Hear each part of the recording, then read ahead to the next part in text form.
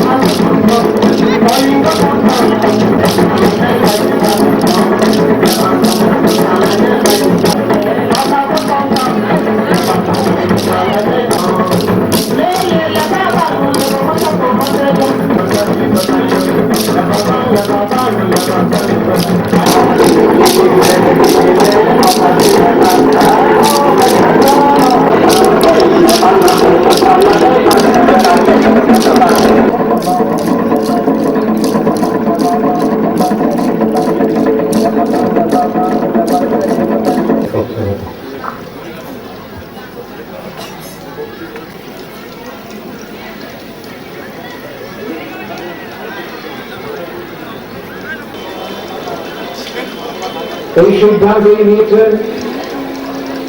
যে উপজাতি জনগোষ্ঠী ভাষা, শিল্প, সংস্কৃতি ইত্যাদির দিকে যেমন বিকাশ ঘটাতে হবে, তাদের জাতিসত্তা বিকশিত করে এই অর্থনৈতিক বুনিয়াদকে দৃঢ় করতে হবে। আমাদের দেশের গৃহীত অর্থনীতিতে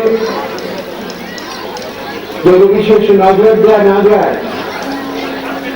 তাহলে এই ধরনের পেছনে পড়া যেসব জাতিগোষ্ঠী আছে তাদের অর্থনৈতিক বিকাশ ঘটতে পারে না, অর্থনৈতিক বুনিয়াদ দৃঢ় হতে পারে না, যার ফলে যতই আশা থাকুক, আকাঙ্ক্ষা থাকুক, জাতি হিসেবে পরিচিতি সঠিকভাবে ঘটতে পারে না। এই উদ্দেশ্যকে সামনে রেখে আমরা এই সিদ্ধান্ত গ্রহণ করেছিলাম। দুঃখজনক হলেও সত্যি, যা প্রত্যাশা আমাদের ছিল,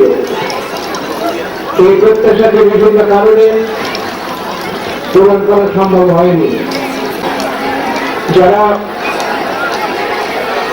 উপজাতি স্বশাসিত জেলা পরিষদ অঞ্চলে বিভিন্ন বিদ্যালয়ে প্রাইমারি স্টেজে স্বশাসিত জেলা পরিষদের তত্ত্বাবধানে প্রাথমিক শিক্ষা দেওয়ার ব্যবস্থাটা চালাচ্ছেন, এবং সেইসব বিদ্যালয়গুলিতে যেসব শিক্ষক শিক্ষয়িত্রীরা রয়েছেন তার কাছে নিযুক্ত, তারা যদি তা সঠিকভাবে তাদের কাজটাকে চালান, তাহলে এটা ওটা খুব একটা বড় সমস্যা হিসেবে দেখা দিতে পারে না।